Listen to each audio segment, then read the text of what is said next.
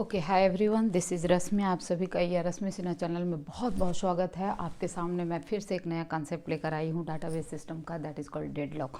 बहुत ही important concept है, हम लोग फटाफट इसको समझते हैं। आप हमारे साथ बने रहिएगा। देखिए, डेडलॉक क्या होता है आपको अच्छी तरह पता है कि अगर कोई ट्रांजेक्शन किसी रिसोर्स को होल्ड किया हुआ है और दूसरे रिसोर्स का वेट कर रहा है, जैसे R1 को होल्ड किया हुआ T1 और T1 R2 को वेट कर रहा है, जबकि T2 होल्ड किया हुआ RT को और R1 के लिए वेट कर रहा है, तो क्या है ना कि दोनों ट्रांजेक्शन एक दूसरे के रिसोर्सेज को वेट कर रहा है। और ये एक को रखा हुआ है, T1 R1 को होल्ड किया हुआ R2 का वेट कर रहा है, T2 R2 को होल्ड किया हुआ R1 का वेट कर रहा है। तो ये कुछ ऐसा सिचुएशन बन गया है जहाँ दोनों में से किसी का कोई रिक्वायरमेंट फुलफिल नहीं होगा, दोनों साइड से इक्वल वेटिंग चल रहा है। तो ऐसे सिचुएशन को क्या कहते हैं? Wait deadlock. ये क्यों हुआ? क्योंकि दोनों का दोनों वेट कर रहा है ना। दोनों एक दूसरे को कह रहा है तुम छोड़ो हम लेंगे, वो कह रहा है तुम छोड़ो हम लेंगे, तो ये तो कभी फुलफिल होगा नहीं। तो ये सिचुएशन है आपके डेडलॉक का। सवाल उठता है हमको कैसे पता चलेगा कि हमारे सिस्टम में डेडलॉक हो गया कि नहीं हुआ? तो उसके लिए आपके पास डेडलॉक डिटेक्शन के लिए आपको वेट फॉर ग्राफ मिला है ना। इसमें आप ट्रांजेक्शन को T1 और T2 से दिखाइए, और ये अगर ट्रांजेक्शन T1 T2 के रिसोर्स का वेट कर रहा है, जो T2 के द्वारा होल्ड किया हुआ रिसोर्स का वेट कर रहा है, तो इसको ऐसे दिखाइए। और T2 अगर T1 के द्वारा होल्ड किया हुआ रिसोर्स का वेट कर रहा है, तो इसको ऐसे दिखाइए। और अगर साइकिल बन गया साहब ग्राफ में, तब आप डेडलॉक आपके सिस्टम में है। साइकिल नहीं बना, डेडलॉक फ्री सिस्टम में मस्त रहिए। लेकिन अब दूसरा, चलिए आगे पढ़ते हैं। डेडलॉक सबसे अच्छा तरीका क्या है? हम लोग टीका ले लेते हैं, हमको बीमारी हो ही नहीं, झंझट से परे। डेडलॉक हो ही नहीं, ऐसा कुछ कर लें हम लोग तो डेडलॉक होगा ही नहीं, तो कोई समस्या ही नहीं रहेगी। बड़े सिस्टम में यही कोशिश होता है। लेकिन सवाल उठता है कि ये कैसे कर पाएंगे? तो यहाँ पर आइडिया देखिए इसका, दोनों ट्रांजेक्शन एक दूसरे का वेट कर रहा है। अगर हम इसमें ऐसा कुछ टिकम लगा दें कि एक ट्रांजेक्शन नहीं वेट करे, at a time only one transaction can wait, तो दूसरे को हम वेट ही नहीं करने दें, चाहे वो तरीका कुछ भी हो, तो अपने आप डेडलॉक नहीं हो पाएगा।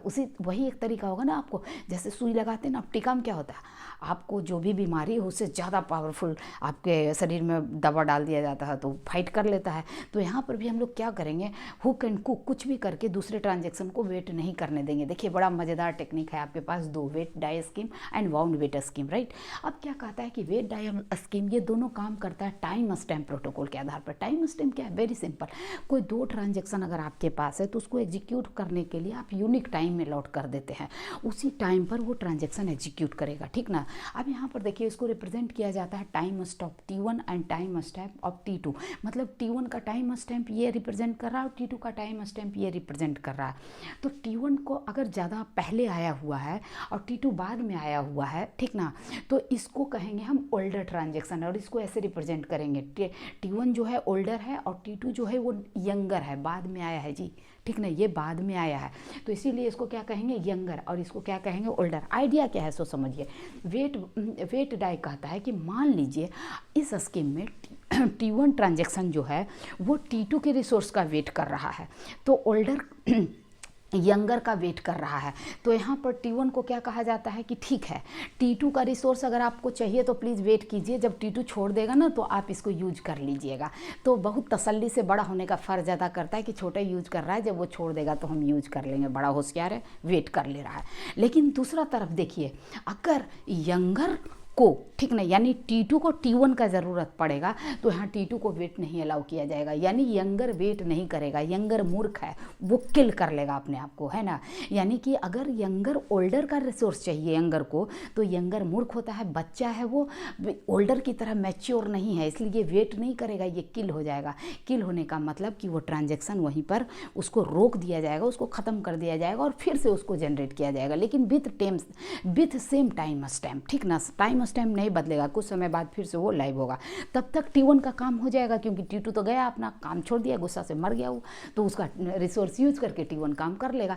तो आप देखिए इसमें क्या किया गया कि दोनों को साथ साथ वेट नहीं करने दिया गया। ओल्डर को कहा भाई तुम बड़े हो, इंतजार कर लो T1, लेकिन यंगर क्या है, मूर्ख है, तो वो अपने आप को मार लिया कि हमारे पास है ही नहीं, छोड़ो अब तो मैं गया गुस्सा हो गया, है ना।